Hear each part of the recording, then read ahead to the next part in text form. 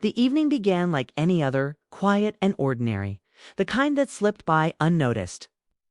Claire Morgan stood in her kitchen, the house dim except for the warm light above the sink. Outside, rain tapped softly against the windows. Inside, the silence felt heavier than the weather. She had learned to live with that silence over the years. It had grown slowly in her marriage, settling between small talks and polite smiles. Claire had been married to Daniel for 11 years. They lived in a modest home in Portland, Oregon, a place they once chose together with excitement and dreams. Back then, they talked about everything. Now, most nights ended with separate screens and tired goodnights. There was no anger between them, no betrayal, just distance. The kind that crept in when life became a list of duties. Daniel was in the living room, sorting mail, his brow tight with focus. Claire watched him for a moment, noticing how familiar he felt and how far away at the same time. She wanted to say something meaningful, but nothing came. Instead, she turned back to the sink. Then the knock came. It was light and unsure, like the person on the other side wasn't confident they should be there. Claire paused. Daniel looked up, surprised. Visitors were rare. He walked to the door and opened it. A man stood outside, rain clinging to his jacket. He looked about Daniel's age, early 40s, clean but tired. His eyes held a mix of embarrassment and worry. He introduced himself as Evan Brooks. His car had broken down a few blocks away. His phone was nearly dead. He asked if he could make a quick call. Daniel didn't hesitate, stepped aside and welcomed Evan in as if it were the most natural thing in the world. Claire felt a small flicker of surprise. Wasn't the act itself, but how easily Daniel did it. How open he seemed. Evan thanked them several times as he entered, his voice careful. Claire noticed his hand shaking slightly. She offered him a seat and went to make coffee. The sound of the machine filled the room, breaking the quiet. As Evan spoke on the phone, Claire studied him from a distance. He wasn't dramatic or loud. He spoke softly, explaining his situation, apologizing more than needed. When he ended the call, his shoulders dropped, as if the weight he carried had briefly eased. Claire handed him a mug. Her fingers didn't touch, but their eyes met. In that short moment, she sensed something deep and heavy in him. Gratitude, yes, but also loneliness. His ride was delayed. The rain had slowed traffic. 1 hour passed, then another. Conversation began naturally, without effort. Evan shared that he had recently moved to the Pacific Northwest for work. The move hadn't gone as planned. He was starting over after a divorce, trying to find steady ground. Daniel listened closely, asking thoughtful questions. He didn't interrupt or rush Evan's words. Claire found herself watching Daniel more than Evan. There was something different in him tonight. A warmth she remembered but hadn't seen in a long time. Evan talked about the quiet of empty apartments, about eating dinner alone night after night. He spoke plainly, without bitterness, but the hurt was clear. Claire felt her chest tighten. His words echoed feelings she had never said out loud. The rain continued outside, but inside the house felt strangely alive. Laughter surfaced once or twice, unexpected but real. Claire joined in, surprised by how easy it felt. As time passed, Claire realized something unsettling. She felt awake, fully present. It had nothing to do with attraction and everything to do with connection. Evan's presence had shifted something in the room. When Evan's ride finally arrived, he stood at the door, thanking them again and again. He looked at Daniel with clear appreciation, then at Claire, his expression gentle and sincere. "You didn't have to help me," he said quietly. Daniel shrugged, smiling. Sometimes people just need a little help. After the door closed, the house returned to silence. But it wasn't the same silence as before. It felt louder now. Filled with thoughts, Claire and Daniel moved through their nighttime routine. Without much conversation, yet something pressed on Claire's mind, refusing to let her rest. In bed, the darkness wrapped around them. Daniel lay on his back, staring at the ceiling. Claire turned toward him, her heart racing. She wanted to talk about the evening, about what she had noticed, about how seeing him with Evan had stirred something deep inside her. But fear held her back. Fear of saying too much. Fear of saying nothing that mattered. She realized then that helping a stranger had reminded her of the man she married. The man who cared, who listened, who showed up when someone needed him. She missed that man. She missed being seen by him. As Daniel shifted beside her, Claire closed her eyes. The knock on the door replayed in her mind. It felt small, almost. Forgettable. Yet she sensed it had opened something they couldn't ignore. She didn't know what would come next. She only knew that something had changed. And once something changes, it rarely goes back to the way it was before. The days after Evan's visit seemed to stretch longer than usual. The weather stayed gray and damp, the kind of Portland rain that made the streets glisten and kept people close to home. Claire noticed small changes in Daniel. He smiled more. Isley lingered in conversation and carried a light in his eyes she hadn't seen for months. It was subtle, but it made her heart stir. Evan had left, but his presence had left a trace, like a soft echo that neither of them could ignore. A week later, Daniel received a message from Evan.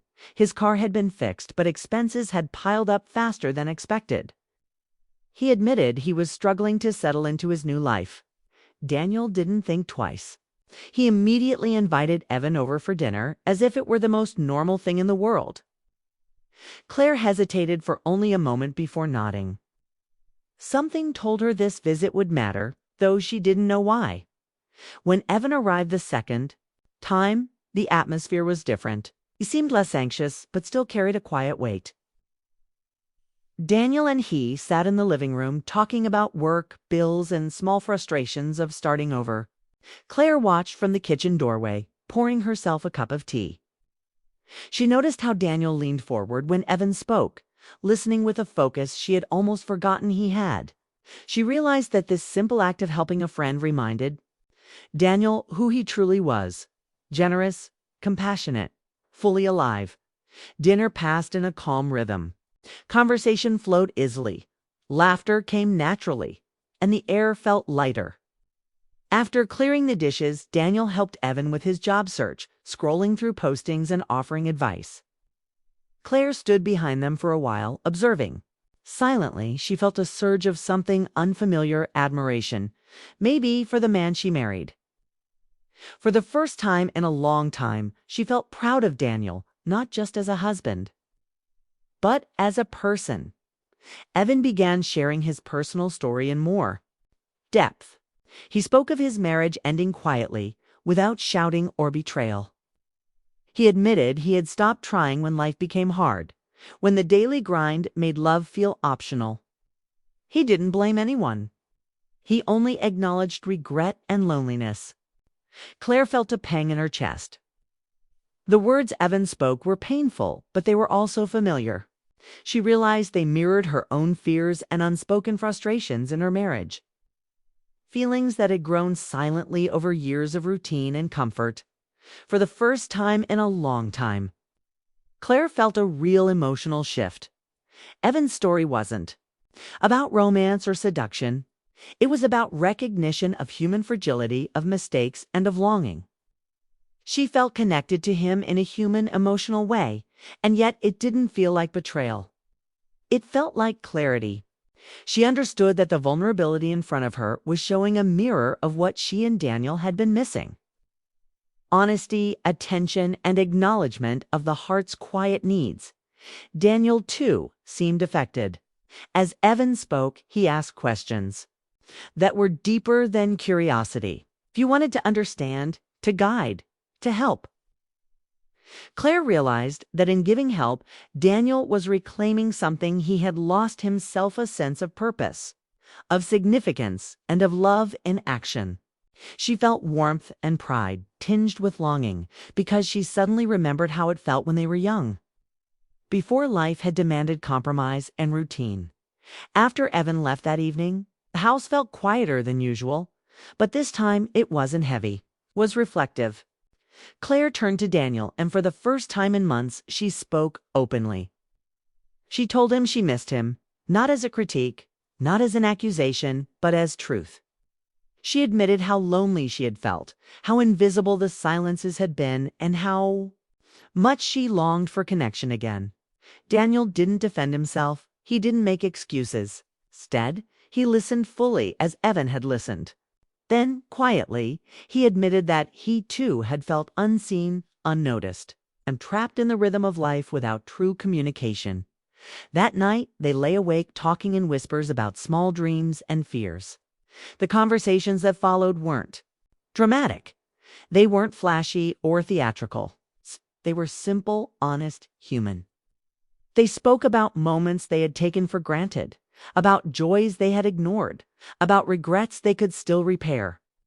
And slowly, the distance between them began to shrink. Over the next few weeks, Claire and Daniel made subtle but meaningful changes. They started taking walks together after dinner, not as exercise, but as an excuse to talk. They left phones in the house and just walked, noticed the cold air, the faint smell of rain, the sound of distant traffic. They spoke about hopes, about things they had once imagined but never pursued, about fears they had never voiced. Claire realized that the quiet longing she felt for connection was being answered, not by grand gestures, but by presence, attention, and mutual care. Evan remained a distant figure in their lives, sending occasional messages about his work and new apartment in Seattle. Claire noticed that his presence, though physically absent, had a lingering effect. He had been a catalyst, not a disruptor. He hadn't come to break their marriage. He had arrived to reflect what had been missing. Every conversation with him, every small visit, reminded them of the love and attention that had become hidden under years of routine. Months later, a postcard arrived from Evan. The apartment he had rented overlooked the water, and he had written a brief note of gratitude. He thanked them for their kindness, for making him feel seen, and for showing him that compassion still existed. Claire held the postcard, reading it again and again. She smiled and felt warmth spreading through her chest. It wasn't just Evan who had changed. Their marriage had shifted too, subtly, quietly, profoundly. Daniel, reading over her shoulder, smiled too. The look on his face was different than the practiced politeness of old. It was open, gentle, present. Claire realized that the evening Evan had first knocked on their door had begun something that neither of them expected. It wasn't about a stranger.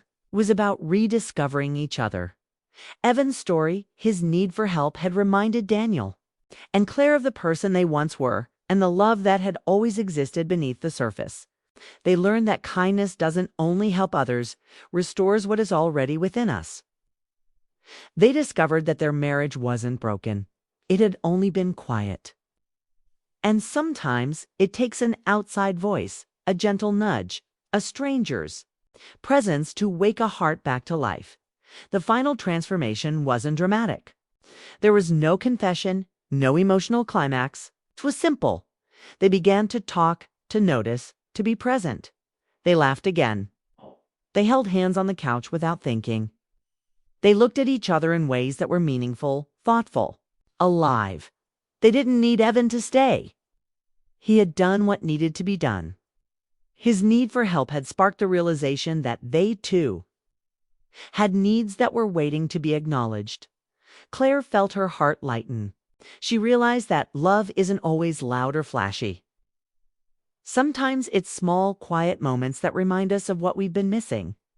Daniel's hand brushed hers during the evening, a gesture so familiar yet so precious.